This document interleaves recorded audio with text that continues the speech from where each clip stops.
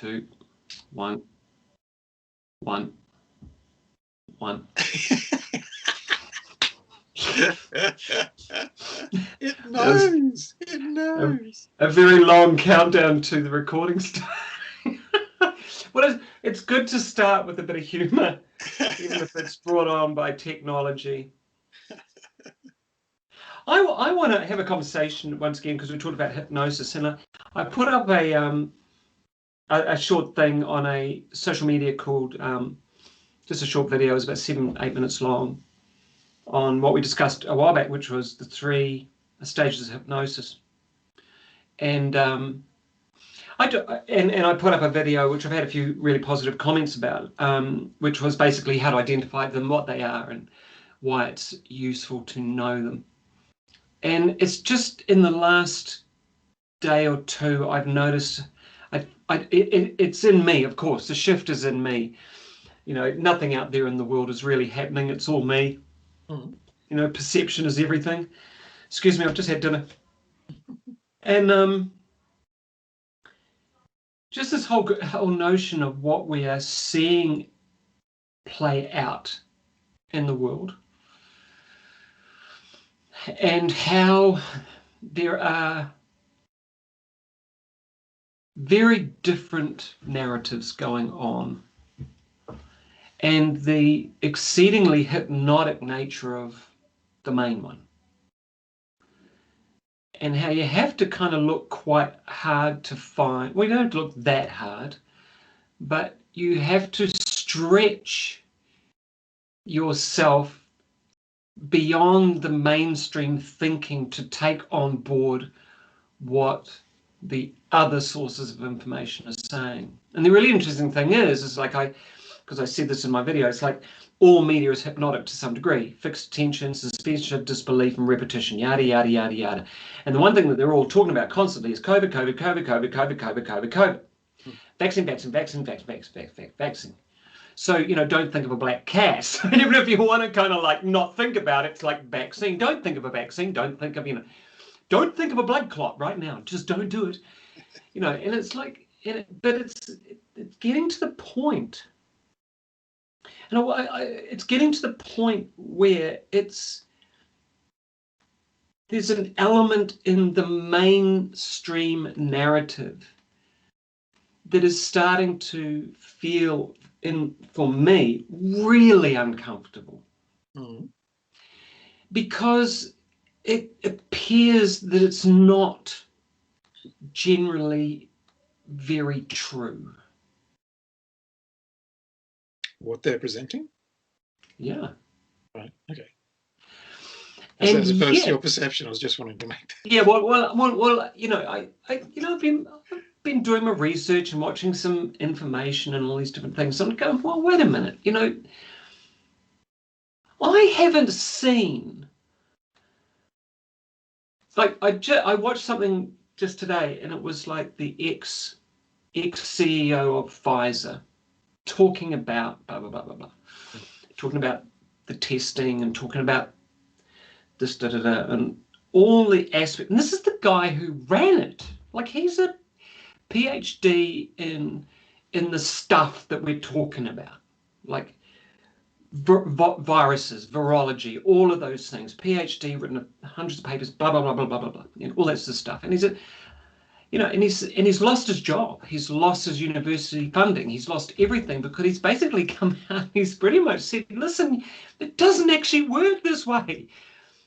A person who's 100% well can't give someone this illness, because if they're 100% well, they don't have it. Mm-hmm.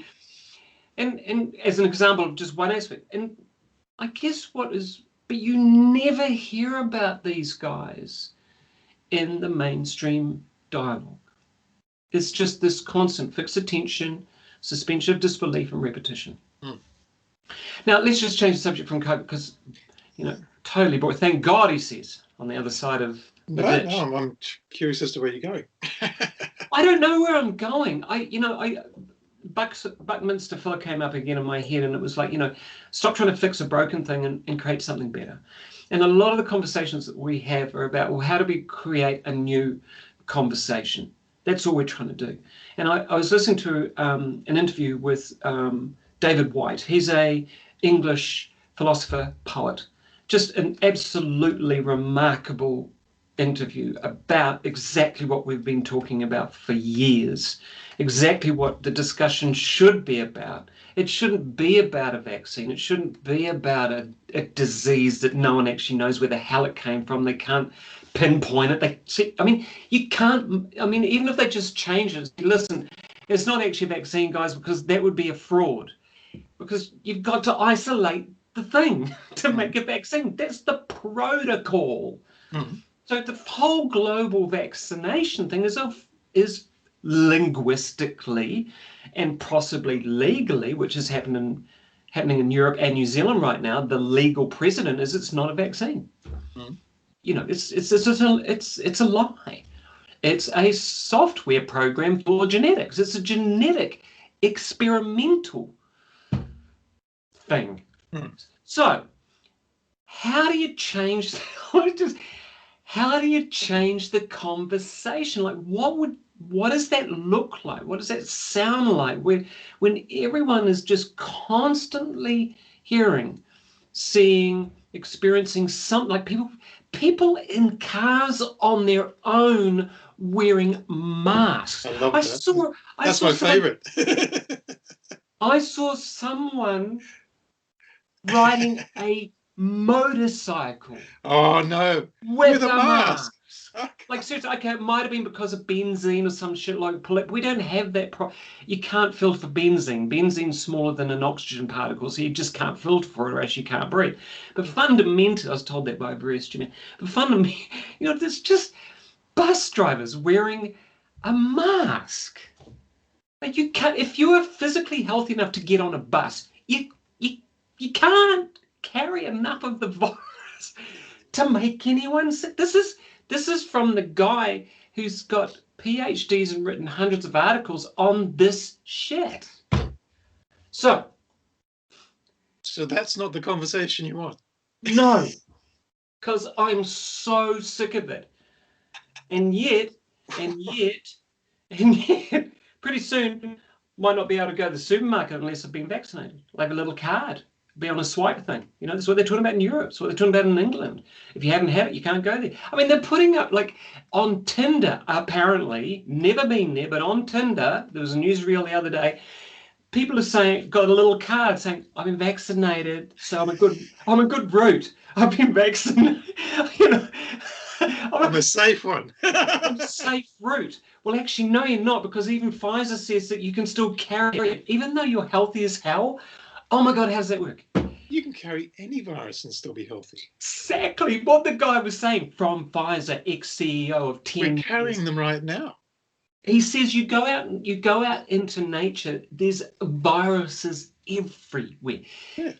And they have this apparent thing that we're all going to die of is actually has to fight those viruses to get to someone else. Then has to fight their saliva to get into their body. I mean, it's just, you know, what is really interesting to me. Russell Brand said something which reminded me of, you know, ancient Chinese medicine and all this stuff, which is basically, you know, we're a frickin' walking miracle. The fact that we're still alive after hundreds of thousands of years, goodness knows how much longer or less, but, you know, we're still here. And we're losing our proverbial shit over something that no one actually knows where it came from, how it works, and doesn't have it isolated, and yet it is rinse and repeat, repetitively put out there, and it's becoming a part of our future. People are making laws, the Great Reset that they're talking about, the 2030 plan, all these different things. So how do you have, and what would it be like to have a Buckminster Fuller conversation that transcends it and goes to a different, almost like a parallel universe of it? Because it's fucking, do you know what you get where I'm going? Yeah, I'm getting that.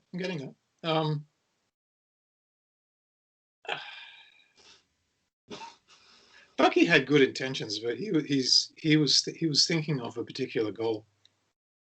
I'm not sure if I'm all for that. So explain that. Explain that a bit more. His premise was that the Earth was capable of sustaining everyone at the highest level of at the highest quality of life, if only we just got together and agreed to do that. Mm. Mm.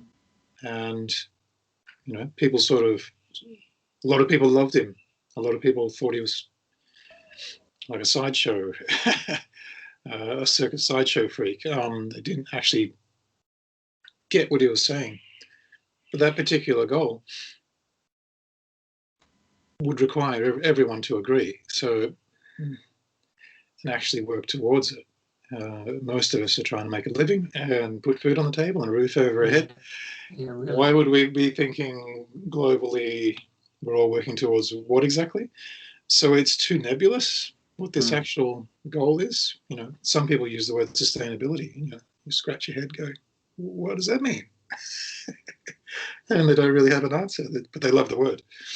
The idea that they're all working together. And my experience, my own microcosm is I'm not even a good example of that. How on earth would I be inviting the rest of the world to do something that I'm not even good at?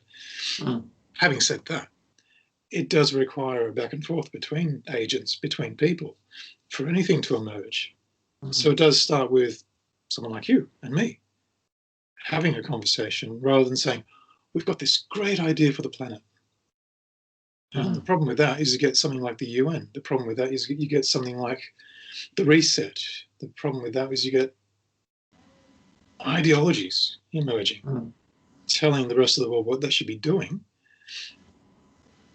My take is what would emerge if we all, as you say, were having conversations which inspire these amazing ideas of creativity, of construction, of experimentation, rather than here's this goal that we all should be working towards. Maybe I don't agree with your goal. What happens to me? Well, I mean, the what interesting planet do I thing go to? Yeah, and I mean that's exactly the same as the goals of the people who want the reset. Is everyone will do the same thing, and everyone will agree to the same thing, and you'll get on with it. That's a huge red flag. Sounds like fascism. One of your favorite words. It's not one of my favorite words. I don't know. What's another one that's an equivalent? I don't know.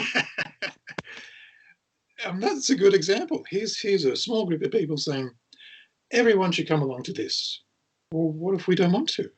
Then you're stuffed. Oh, that's okay. That's okay. We'll impose it.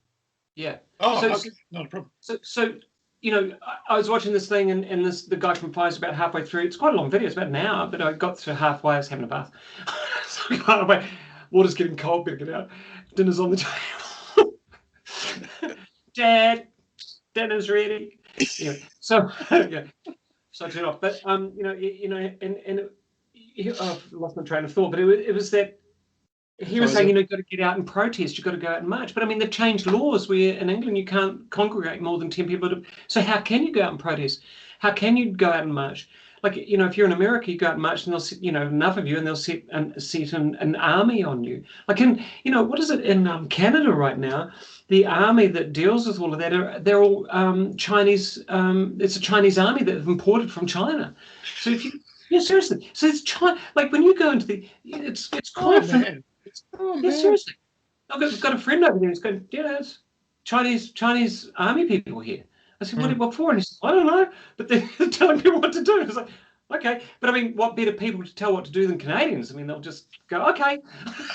It's like none of them are carrying guns, so it's not like they're going to argue. But fundamentally, it's true. I didn't say that out loud. I did. But they're lovely people. They are. Absolutely. Just like Australians. In that order.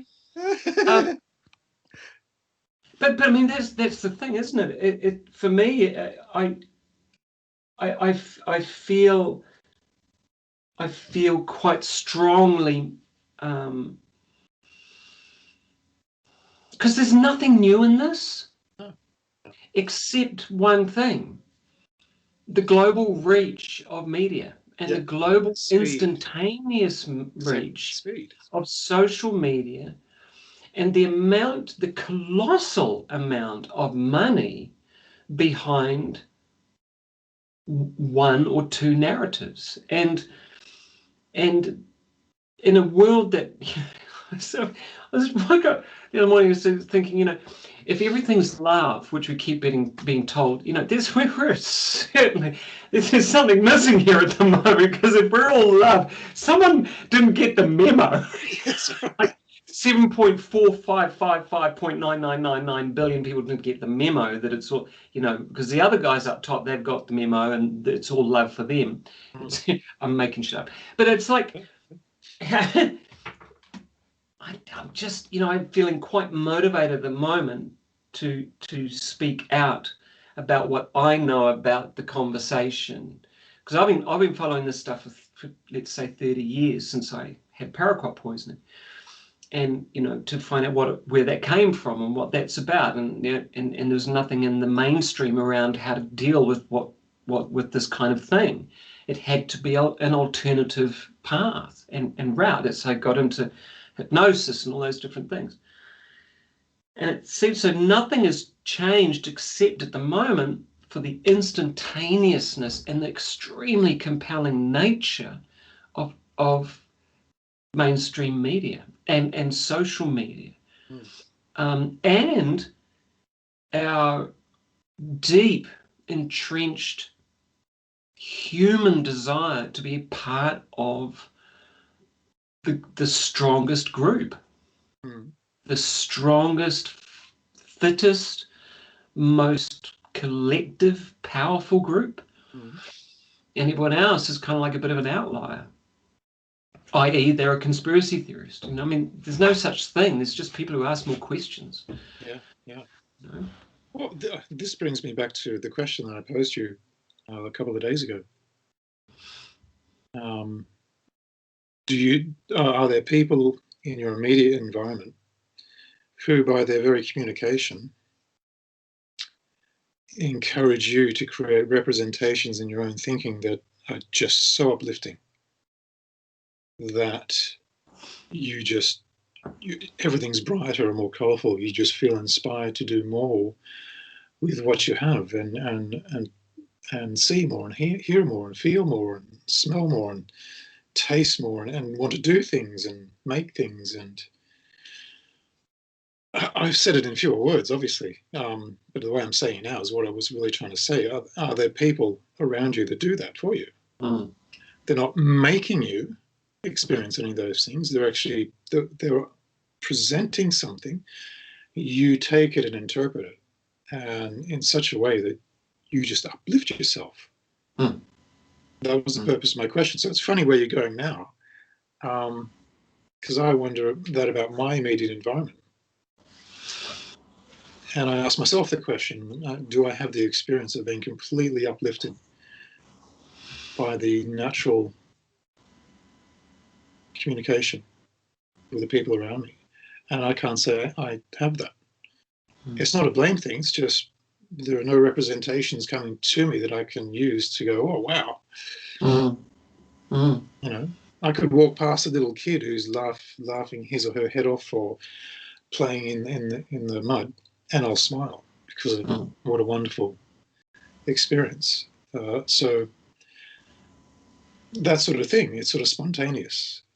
But the people around you, are they encouraging you to explore your own freedom and your own creativity, and to see and experience more of the world around you that you haven't seen before? Because there's so much that we don't sense. I think this is a really important thing, because I was just reading. I have this little app. It's quite good, and it's called Readwise, and it basically on a daily basis it's connected through Amazon Kindle and all the books, and anything that you've annotated or highlighted or written a note about, it goes into the Readwise, and then it also, other people around the world who've read the same books might annotate, do similarly, and you get these really cool like glimpses of things that you'd forgotten or whatever that you'd read, or something that someone's highlighted and written a note about. And I was just reminded of Ernest Rossi in one of his books, and he talks about the novelty, numinosum, and neurogenesis, and the essence of and what I was reminded today, which I found so delicious, really, was that whole concept of we actually it's diving into the tension between the two opposites, where we find the novelty, numinosum, and neurogenesis. It's that froth, that almost like that that quantum field of goop that is inside the chrysalis before it becomes the butterfly, and it's like, but it's these two tensions, butterfly, caterpillar, and trying to find. And I wonder if the conversation is actually, because everything I'm seeing at the moment is just conflict. People who, there's no novelty in it in a sense. It's the same dialogue, it's the same stuff. There's the new one about the aliens. The FBI have come out and talked about aliens recently, in the last couple of days, and said, oh yeah, we've had contact, and everyone's going, oh Jesus, but it's not on the mainstream media. No one's talking about it. But it's just, once again, it's, oh, is it true? Isn't it? Who gives a shit? I don't. It's just, but who cares? Like, have you talked to one lady? No, then don't care.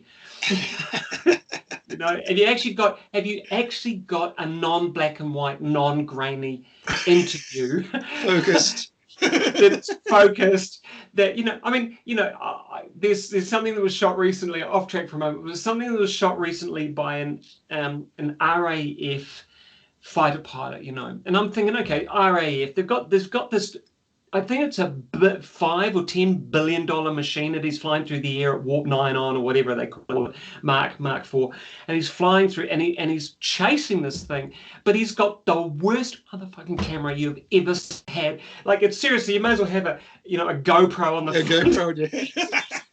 You may as well have a GoPro on the top of his helmet, looking through the window in the cockpit that's all it was like, just forget it.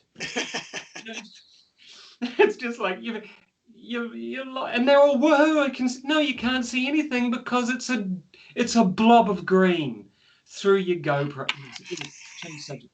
I thought it was be good stand up that actually. Absolutely. Technology has just totally let us down.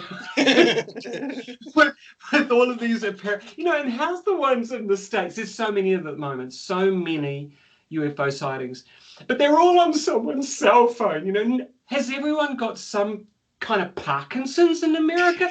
It's going like, oh, okay. And they're trying to zoom it in on their cell phone. Have they ever heard of pixels? It's like, oh my God, these people. Who are these? I think Mitch Hedberg said it best. He's a comedian. He was a comedian. Mitch Hedberg said, he said, I know what the problem is. Bigfoot is blurry. So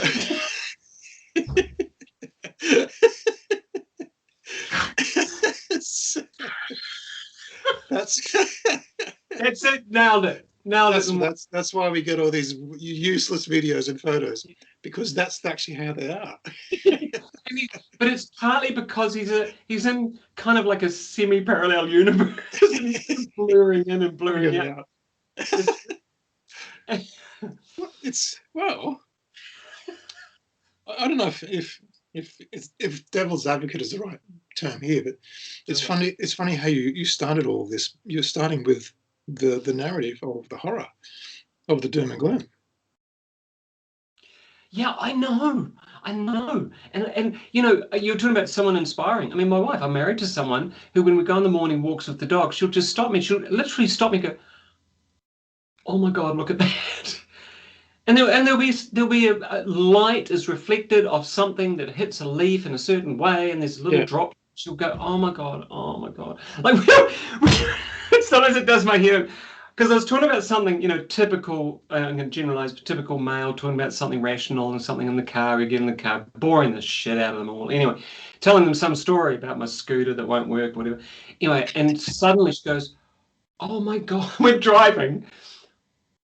Oh my God, look at the color of those leaves on that tree. Oh my God. And I go, what the fuck? Just, what And she goes, it might be gone tomorrow. Yeah. I had to. And I'm Yeah. going, oh my God, you are living the fucking dream. Yeah. Yeah. Excuse my language at the moment, but it's like, seriously, Yeah. it's like you're living the dream. And it just brought me right back, because I was on some like thing, I wasn't even present. I was in my own blah. Yeah. It's You a know, fantastic example. Yeah. it's exactly what it is. Totally inspiring. On another, we were at a workshop that just last weekend with a guy that I've worked with and still work with, Ian Trousdell, who runs Flowform International Design for Life, which is, you know, the water flow forms. And he's also an anthropologist, which means he's into anthroposophical knowledge, has studied Rudolf Steiner for probably 40 years and taught as a Rudolf Steiner teacher, and has done all the readings and rewritten a lot of them. It's really interesting. Anyway, we did this workshop, which was how to know reality. So I'm not going, oh, this has got to be good, you know, because I spent a lot of time with Ian talking about him and coaching with him and coaching him and stuff like that. But he's always been a mentor, because he's just doing a massive thing on his own, which is educate people about water and about how water is kind of like alive, you know. And it's really an interesting thing, which most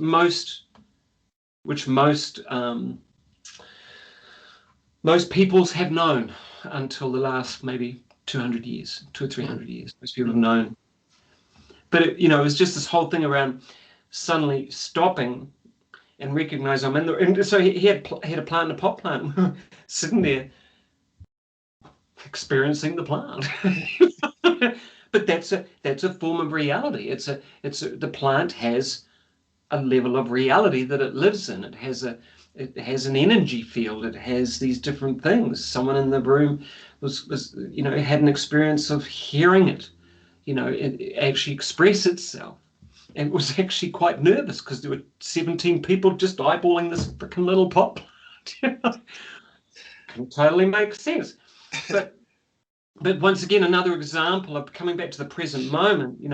What's present for me? What is texturally, and that question you asked me on Viber the other day, or that conversation, something around did I know something before I knew words? I think you said. What was it that you asked me? Yeah, I was curious as to what the experience was before we knew words. Yeah, and because our perception of experience is a communicated experience where we have an internal dialogue where we say, well, that feels nice, these are my fingers. But what is it like before we know how to name everything? Interesting enough, David White on this interview today was talking about, Buddhism, and he was saying, well, as soon as you name this thing, you're removed from it as soon as you name it. And that's the stuff we talked about with the schizophrenogenic language. You are a doctor. Well, as soon as you name that, you detach from it. It's now this other thing out there. Yeah. Just so fascinated by it. Where are we going? We are going somewhere, but it's like I'm at that. There's that frustration. I'm in that goop in the middle, because it's like, don't do anything. Doesn't really matter. Just do your own thing. Get on. But then there's this and in the middle there's this new conversation that's trying to. Yeah. The innate to our neurology and physiology is fight or flight. That's not going to go. Freeze, fight or flight. Yeah. It's actually freeze is the beginning. Yeah, that's not going to go away. You can't get rid of that, because it's a primary safety feature within the world, with how we travel through the world. So when stuff is thrown at you, these try not to use computer language. These relationships are inspired, motivated. The relata, the things within us that relate to make meaning of the world. And if there's any sense of threat, they'll go into action. So you're asking, well, how do I shut down this? Well, no. I'm not asking how to shut it down. It's going to be there. There will be this communication that I feel threatened. I feel overwhelmed. Oh, I'm with you. I'm with you. Yes. Yeah. Do you get a sense that I'm feeling threatened? No, I'm saying it's a generalization. It's a generalization with a narrative. Right. Yeah. Okay. And the virus is just the next one. How many times throughout history have people been conned by some ideology or some idea that someone thought that we should all follow, and use fear as the way of getting you to go there? You know, be good or you'll go to hell. Man, that's been around for ages. You know. So how's that working out for you? Yeah, exactly. Well, they're still using it. It's still fresh. So we are being, stuff is being thrown at us all the time. And it's unfortunate that we say the narrative, because that takes the term, the narrative, takes it away from individual people. There are individual people doing this. They're probably more scared than us. I think that's absolutely true. And when you're that scared, what do you want to do? You want to control the situation. And that's within every single one of us. If something is scary enough, we'll want to control it, or as you say, freeze, and I can't control. Yeah. Take it away. No, I'm absolutely 100%. What occurred to me suddenly was I saw an image of Bill Gates. There's a lot of images of Bill Gates around at the moment for the obvious reasons. Don't want to get it. Yeah, and also that, but fundamentally, I just look at that man, and I've noticed it was the same with Trump, same even with Obama, same with Bush. In terms of global icons of times of change and lots of lying. I feel nothing. I can't help but feeling a deep sense of compassion for them, and even the Dalai Lama. Most people actually. I feel a deep sense of compassion for, because, imagine, okay, let's just say, for example, someone does believe that the population needs to be resolved, that there are too many people, we have a finite, talk about lack of imagination, a finite system. Forgive me, all you green buffs out there and wanting, to save the planet. But there's no such thing as a finite universe. All it means is that you're scared shitless of dying. Yeah.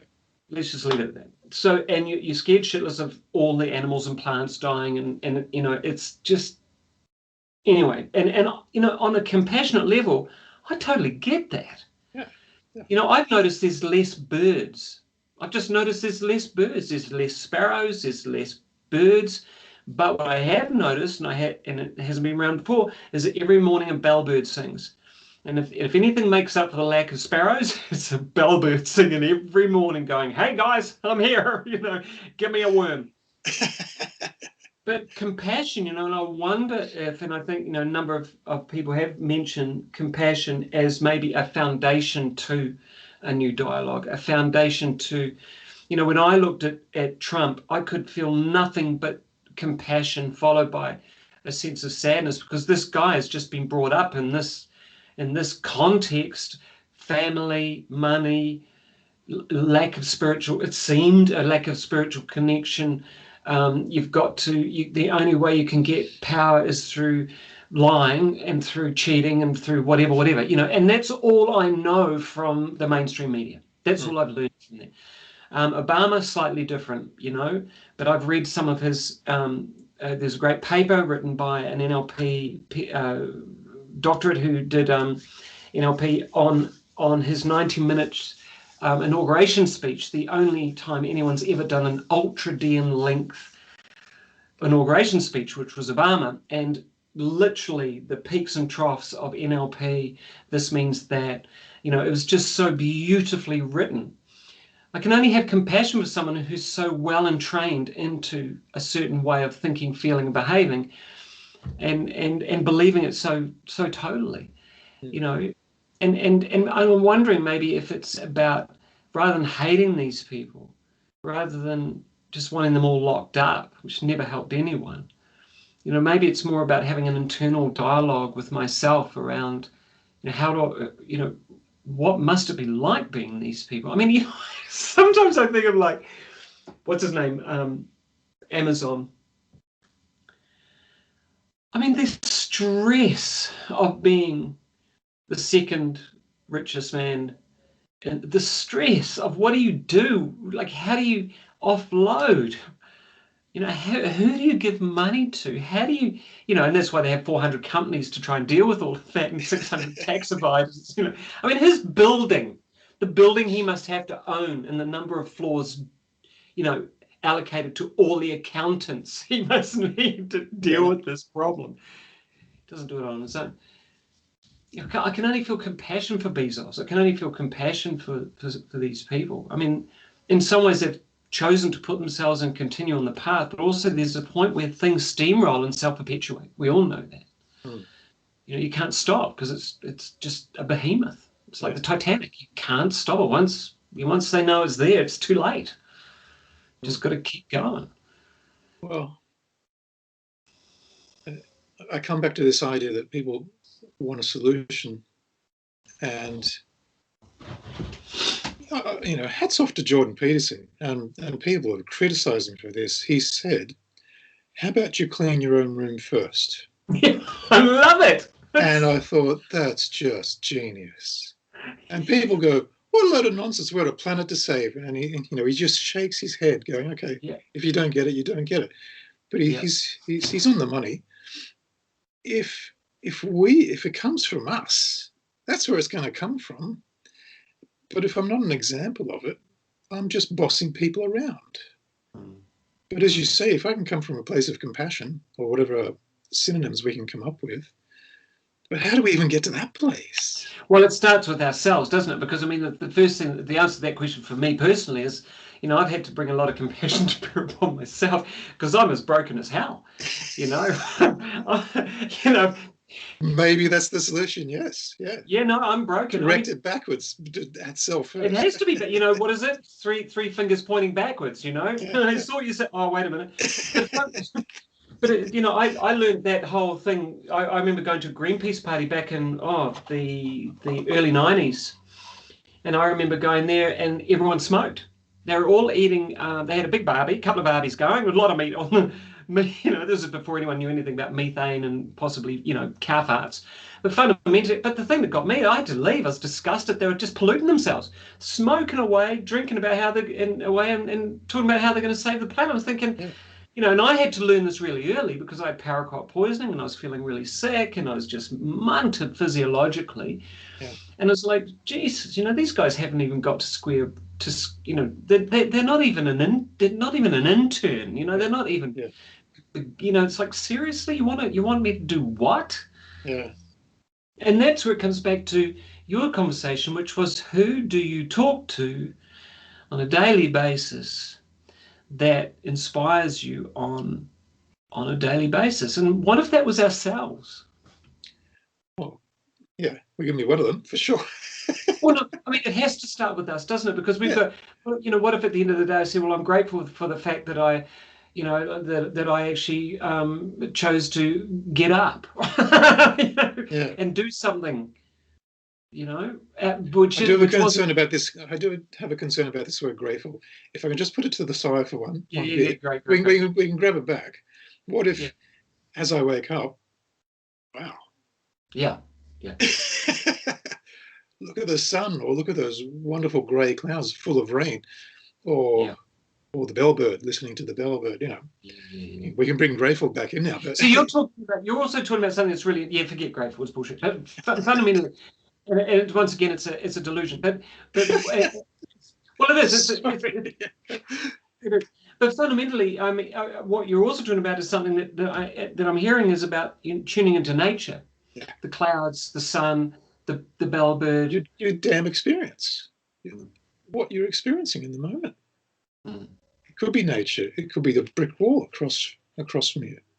What an amazing thing! Whatever it is. It could be nature, it could be man-made, it could be, but is my experience in the moment going, wow, this is amazing, It's like my friend who's got his young son's 3 years of age, and he looks at him. We could be sitting next to each other, and he looks at him and goes, "I really like him." It's Yeah, just, yeah, yeah, I just love the expression. People go off all flowery about children, how beautiful or not they are, and he sits back and goes, "I really like him," but he's right in the moment, just enjoying what this little kid does. It's a very subtle way of going, just notice him. Just notice what he's doing.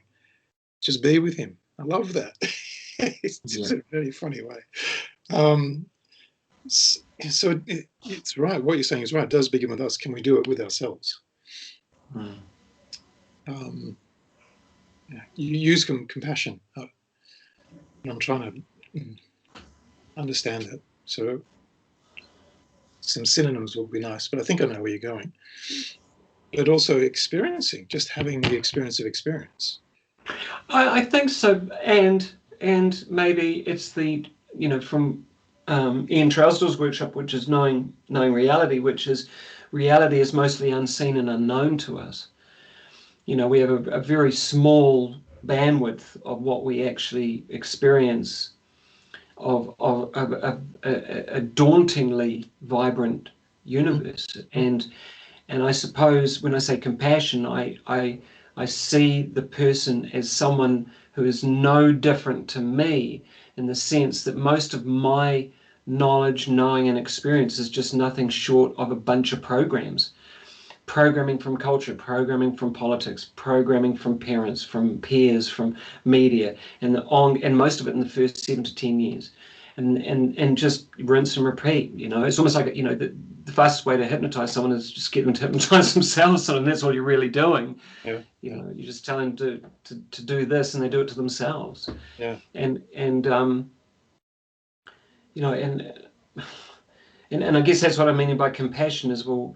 It's like that kind of, everything's very glib now with social media, but that walking in someone else's path, in someone else's shoes, that kind of concept of like, well, what must it be like to be them? I mean, how much fear must they feel? How much unresolved stuff must they be harboring? Unless, of course, they're just on some spectrum and they're right on the edge and they don't have any emotional connection to anything. I think it's a cop-out, to be honest. It's a bit of a cop-out. Yeah, well, to be able to see each individual as quite capable, more than quite, absolutely capable, and yet I can only do that if I can see myself as capable first. So I think that's where the conversation goes.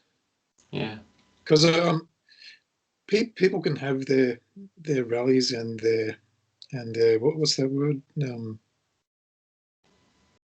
Marches and their protests. They can have them, and I imagine myself, walking alongside them in those, thinking, wait a second, I haven't fixed my own stuff, and I'm trying to tell the rest of the world, or trying to tell the police state that they shouldn't exist. But they're just a bigger version of me. So who am I trying to tear down or trying to control? It's like so. The devil's advocate, though, would say, yeah, but you don't have a gun and you don't have a government behind you that's trying to take control to keep you at home, unable to see your dying relative in hospital, unable to go to work, unable to go for a walk, having to wear a mask, which is just creating some kind of toxic asphyxiation to your brain, yada, yada, yada. I mean, I completely agree with the protests, because they're a breaking point. They're completely frustrated, going insane. Completely agree. I mean, some people have been in this shit. I mean, in New York, they've been in lockdown for over 12, 14 months or so. They've been like, it's criminal. It's criminal. It is criminal. So they're going to do that anyway. My curiosity, well, who knows what they're going to do? But for me, it's like if I keep in touch with these narratives, if I keep in touch with the doom and gloom, it's just unhealthy for me. Yes, It's just so unhealthy, and we're not even we're not even in lockdown here, you know. No, same. But there's a story that's still being pushed, Mm. you know, and I can't look at it anymore. I don't want to look at it anymore. I want to look at what all the positives and what we're capable of. So I don't know how this conversation gets out. Maybe it doesn't need to. Maybe it's. I mean, yeah, you know, well, there's that. Maybe it doesn't. Yeah. I guess the devil's advocate once again argument against that. I mean, some people say, "Yeah, great, stick your head in the sand," and then one day you wake up and then you've got no rights left. You can't just go down the road and you can't just do this. True. And some people are saying, well, you know, stick your head in the sand and one day you wake. I mean, it's just happened in New Zealand. They've just changed a law overnight around water and who governs the water now. So they're moving it to be under the governance of the same guy who's under the governance of, you know, the mass vaccination of New Zealand. You know, and he's a lovely man, and everyone loves him. There's even T-shirts with him on it. You know, thanks Ashley. And but at the same time, so you know, rather than a community deciding whether they want to chlorinate, fluorinate, whatever their water, it's actually just going to be a global governance in New Zealand. This is the same as just happened for our health system. So our health system is, by next June, will be all governed by the government, and it won't be in individual, what do you call it? What do they call them? Regions in New Zealand. So we've got about 10 of them, 10 health departments that look after the individual needs of the different regions. I think it's more than that, actually. Yeah. And they're all struggling. But I mean, what health department around the world isn't struggling? Yeah. Because health is getting more unhealthy. So they've thought that, you know, and what a lot of people are talking about is, well, this is just a socialist movement, you know, a movement of socialism, which is just everything's under the power of the one government. Yeah. And I guess you can see that.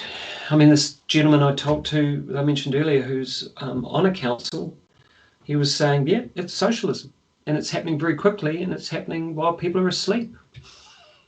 Yeah. So I mean, that's the argument that people are going. It's like at one point, you'll only be allowed to own one car. You know, at one point, you'll only be allowed to own, it'll have to be an electric car. At some point, you'll only be allowed 200 litres of water a day, or whatever the hell it is, you know. And it's, and on one level, there's an element of like, well, if I buy into all of the doom and gloom about where our planet is actually going, then it kind of makes sense, but only if these actions will work.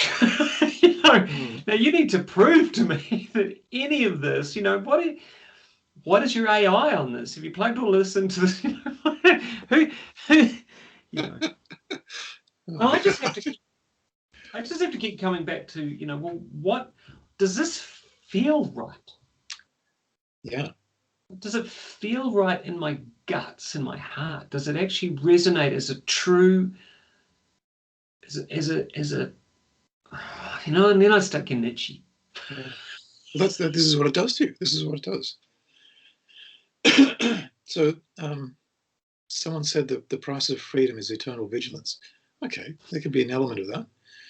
But how are we relating to each other? Exactly. And people in government. I mean, that's that law they passed in the States after 9/11, where you could dob in your neighbour if they looked slightly suspicious. It's the same in vigilance. You just same thing. What are they doing over there? Jesus, you know, curtain twitching. Yeah, you know? I know, it's eternal vigilance. And what we haven't done as a, maybe we did in the past, I don't know, of late, historically, we're not talking to each other in a way that suggests you're an incredibly capable, unique individual that can bring something to the party, or not. Yeah. Your choice. I know I'm making it very simple, and I do apologize. No, I don't think you are. I think, and sorry to interrupt, but Occam's razor, you know, seriously, shave away all the dross and you get you get the simple answer. Yeah. So if we are vigilant against these so-called powers, who are really just a reflection of us, yeah, and our own ability to fear. I mean, if we were in a position of authority and we were afraid, we'd probably do a similar thing. If that's all we knew. If that's all we knew, the programs you were talking about before. If you were stuck, knew, and that's how we were brought up. Yeah. If you were stuck with certain habits, and your blinkers were on, yeah, you'd fit right in. Yeah. Okay. And if I get a little bit of control, it feels really good. I get a little bit more. So every day becomes a little bit safer for me, or seems a bit more consistent, because I don't like inconsistency, and I don't like surprise, and I don't like the fact that the rug can be pulled from beneath my feet at any moment. So if I can somehow suppress all those possible nasties, it just snowballs and you get stuck in it. So this notion of relating to each other, God, it's oh man, if you have a brand new baby come into the world, how are you going to relate to it? And how am I going to relate to it? And it's with all the filters that I have.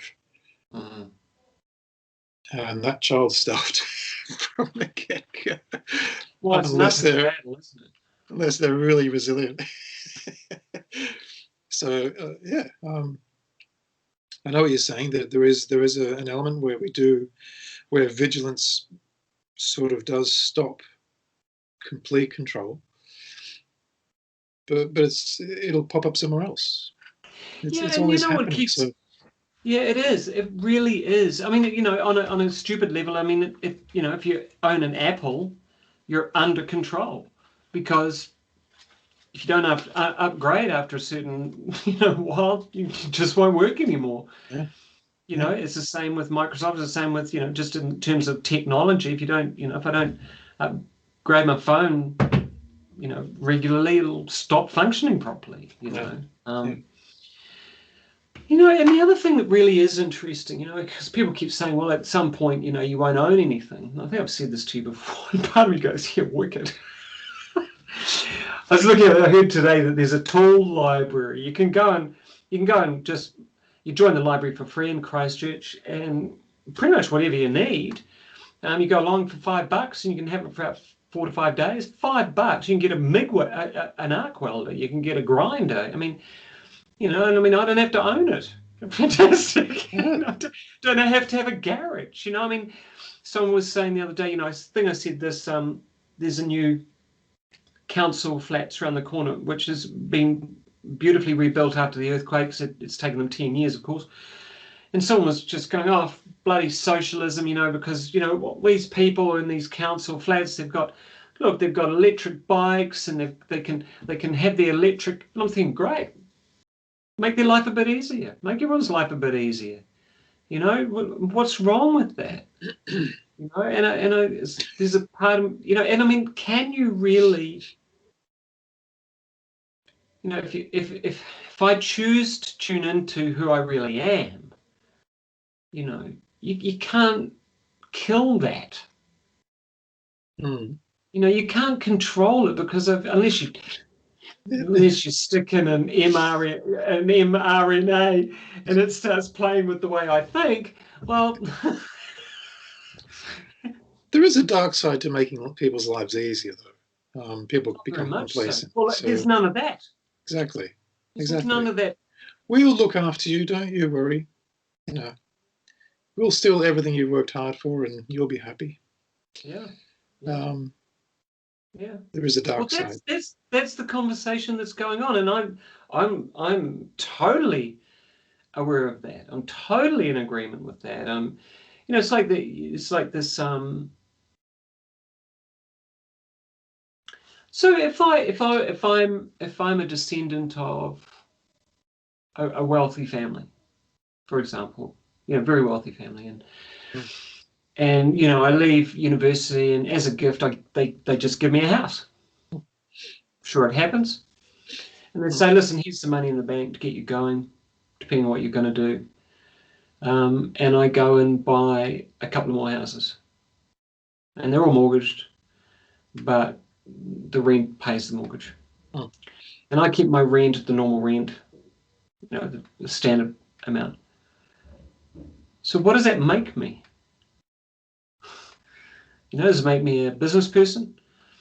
Does it make me a fascist because I've got all this money, or does it make me seriously, these are the conversations that are going on now. But you never worked for that money. You never did anything for that money. It's just given to you. Yeah, but it was given to me. Yeah. Like if you won lotto, the money's given to you.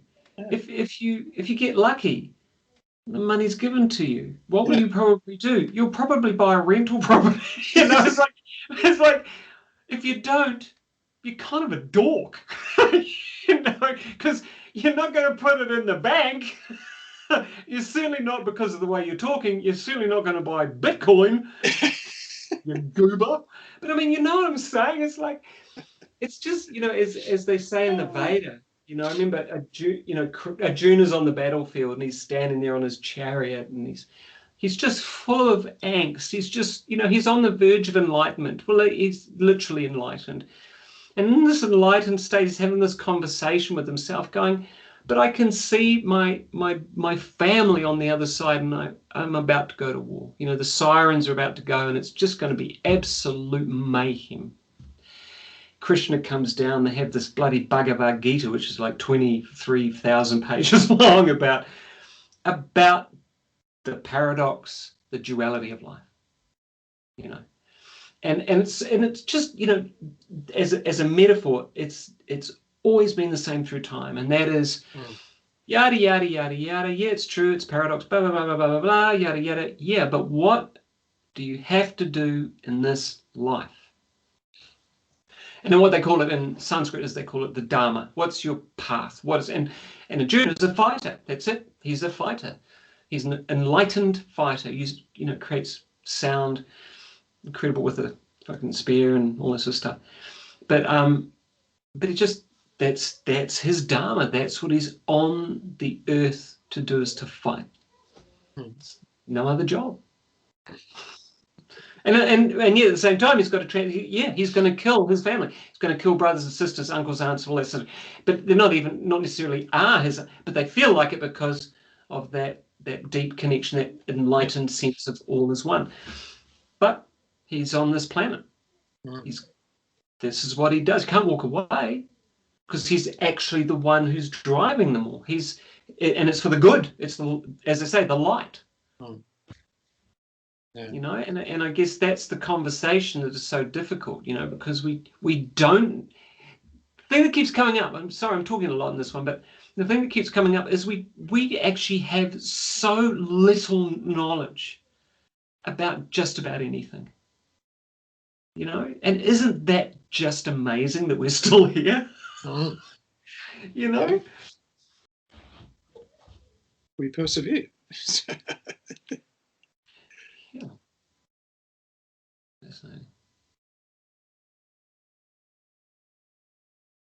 So I think a good thing to do would be to actually offer an example. So if we've been talking about doom and gloom, so I've got you in front of me, you've got me in front of you.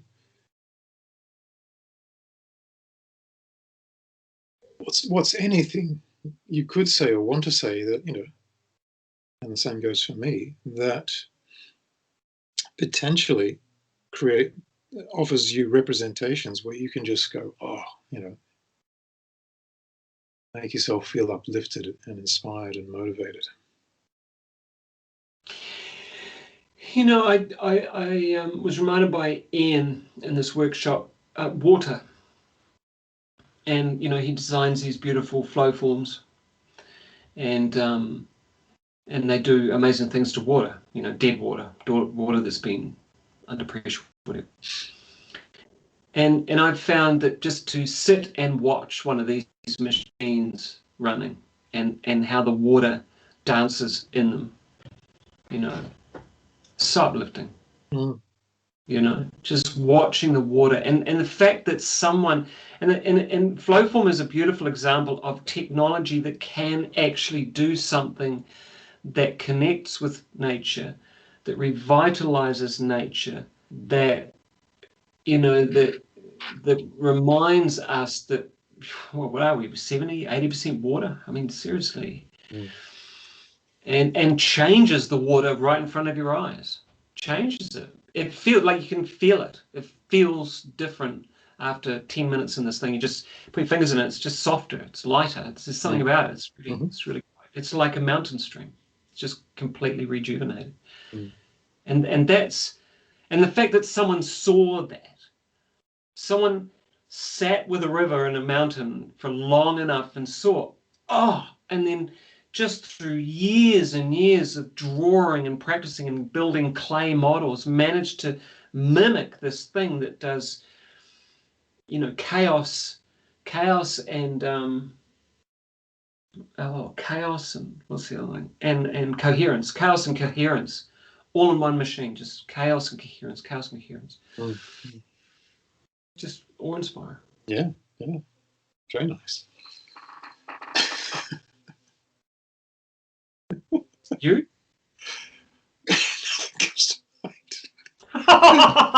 Give me a minute. Come on.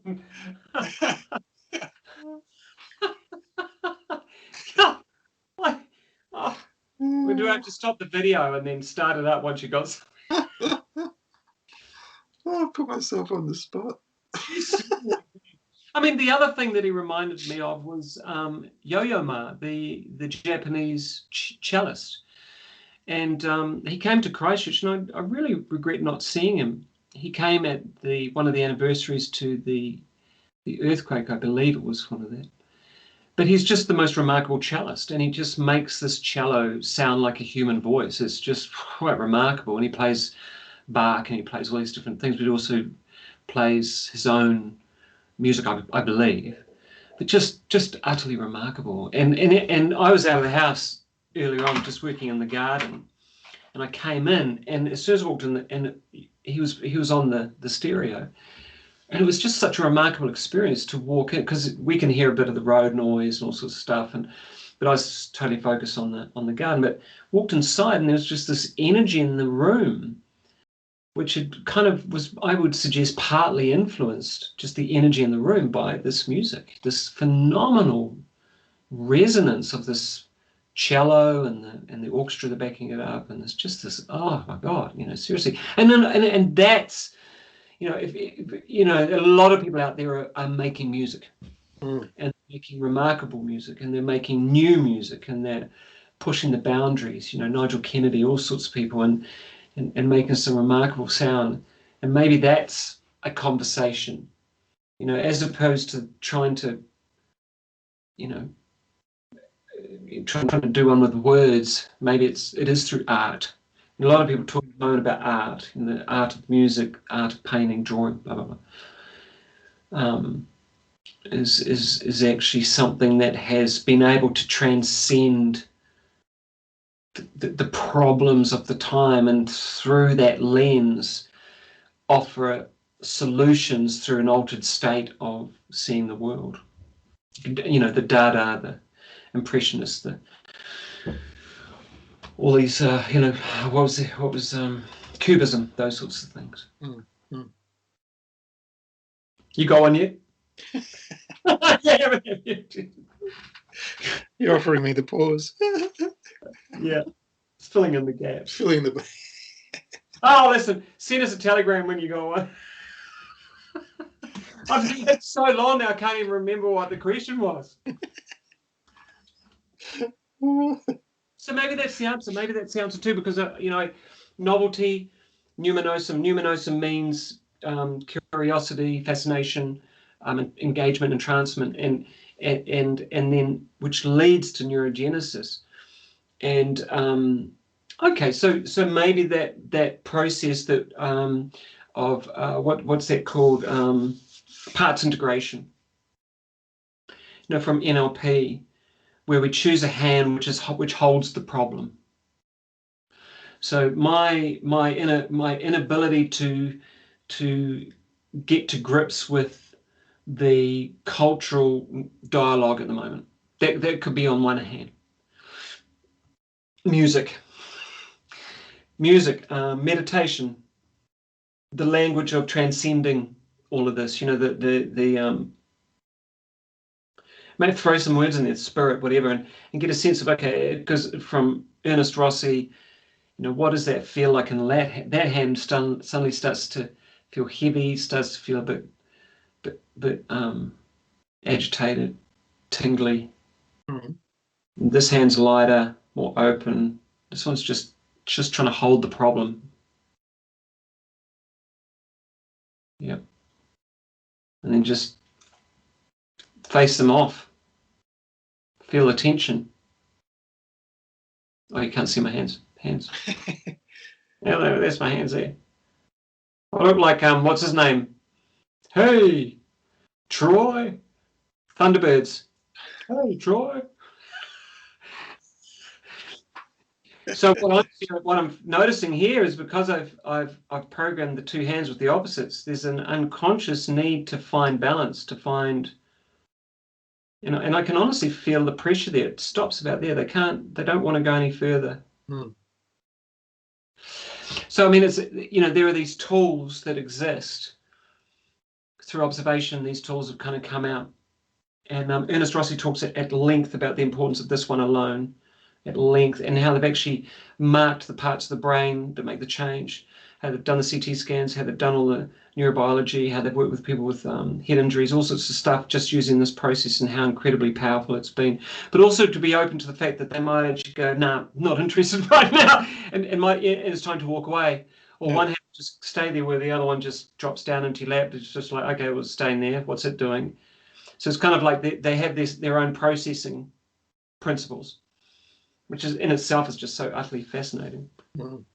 But it's allowing for the unknown to take form, like the goop and the chrysalis. Yeah. Yes.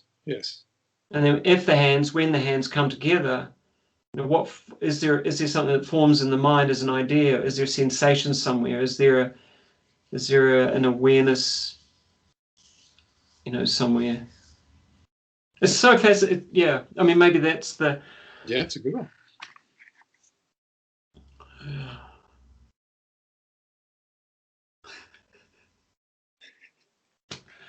I don't know.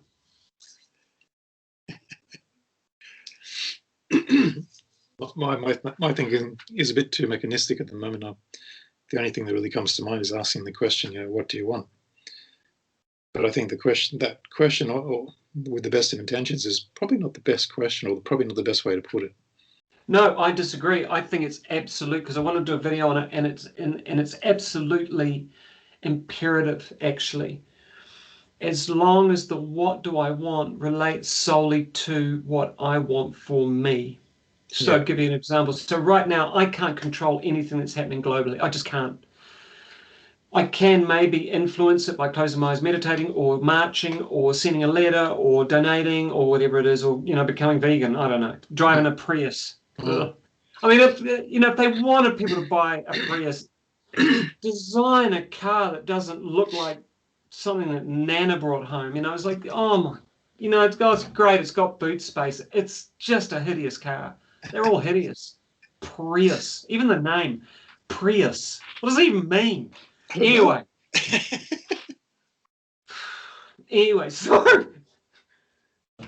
So if I think about what I want, I picture myself in the future. I picture myself next year, about exactly a year away, coming into winter, and I picture myself standing outside in the garden, and I can picture myself with my hands on the hips smiling. And I can make that picture just a little bit larger than life. I can make it just sparkle a bit. I can make it go. I can even throw in a choir of angels if I want. I can hear I got a blackbird in there, got a blackbird. But I think if I can picture myself out there in the future, and I can picture myself strong, healthy, standing with my hands on my hips, smiling, or maybe not even smiling, just content, just a sense that there's contentment there. What is my unconscious mind? What are all of the energies that make me up have to do? have to shift, have to release, manifest, reorganize in order to get to that outcome. Yeah. Yeah. And because I don't know what I actually want. I don't know. I Exactly. don't want an Aston Martin. I don't know if I want to stay in this house forever. I don't know if I actually want garlic in the garden next year. I don't know. We're planting it. But one thing I know is I just want to feel good in myself. I want to feel strong. I want to stand on my two legs, and I want to have health and well-being. And if that's happening, does it actually matter what's going on in the world? Well, that sounds they're things you want. So it's just... But yeah, and yet what that immediately does is it removes any potential anxiety. So my brain goes, well, okay, well, that's where we're going. Shit'll happen on the way. Of course. Epic shit. Always does. That's where we're going. Yeah. Yeah. Looks all right. And you know, I can't remember what there's an acronym, you know, can you do it yourself? Is it something you can actualize yourself? Do you have the resources? Can you start now? Blah, blah, blah. I can't remember the acronym. Yeah. Oh, SMART. Yeah. It's a smart goal. But it's more of a vision. It's not a goal. I don't like the word goal. It's a vision. It's kind of a vision. And that is aligned with what I consider to be my values. Yeah. So it's the simple question of what do you want? Really valuable.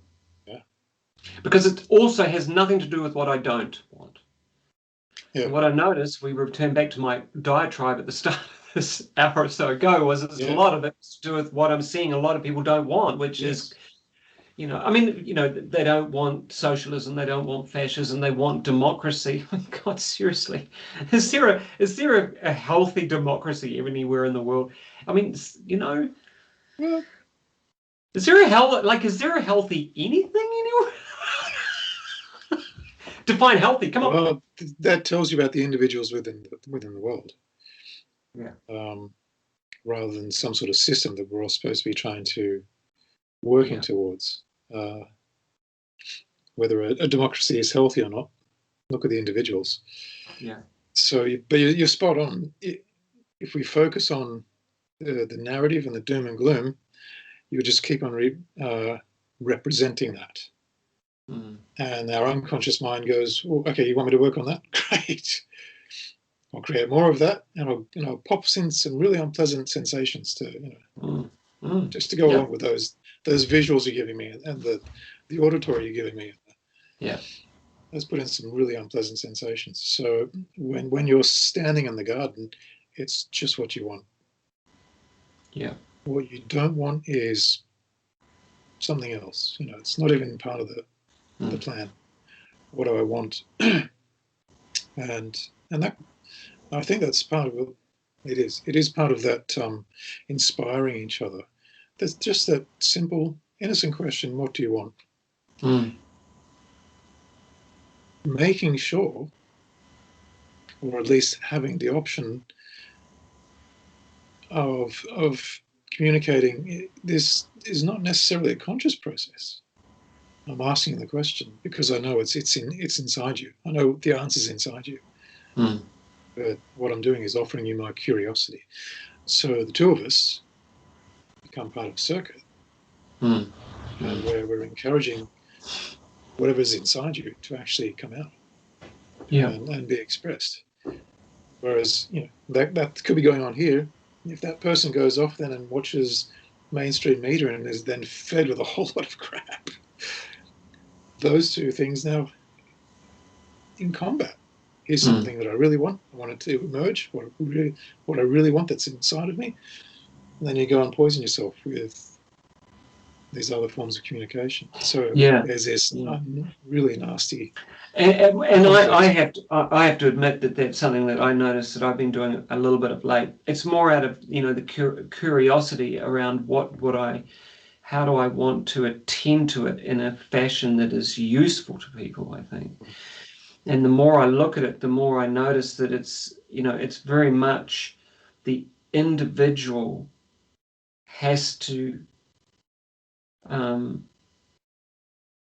know, no, actually, no one has to do anything. But for me, there's a sense that I just have to take care of myself. Yeah. and then notice what comes next. Yeah. And come back to the trees, come back to the birds, come back to the garden, and even come back to the job, whatever the job might be at hand, digging for you, whatever you're doing during the day, the conversations we're having.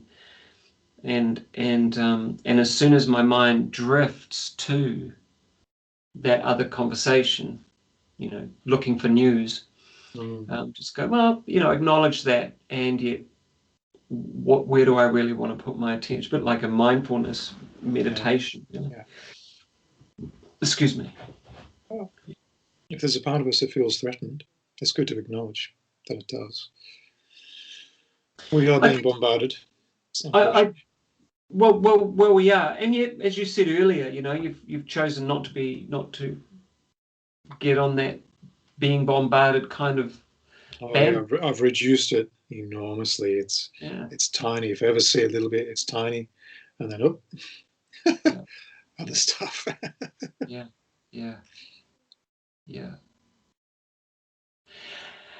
I guess in that is also, and noticing what